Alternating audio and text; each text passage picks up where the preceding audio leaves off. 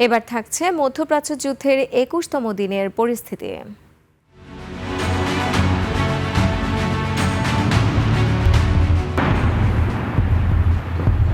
Israel ও যুক্তরাষ্ট্রের যৌথ ক্ষেপণাস্ত্র হামলায় ইরানের ইসলামী বিপ্লবী গার্ড বাহিনীর মুখপাত্র জেনারেল আলী মোহাম্মদ নাইনি নিহত।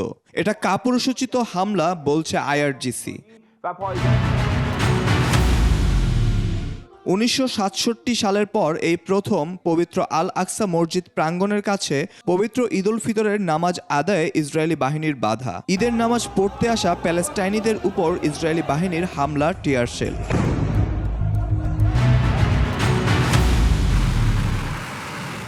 ইরান ও ইসরায়েল যুক্তরাষ্ট্রের মধ্যে চলমান যুদ্ধের জেরে যুক্তরাষ্ট্রের কাছে সব ধরনের অস্ত্র রপ্তানি স্থগিত করল সুইজারল্যান্ড। নিজেদের নিরপেক্ষতা বজায় রাখতেই এই কঠোর সিদ্ধান্ত।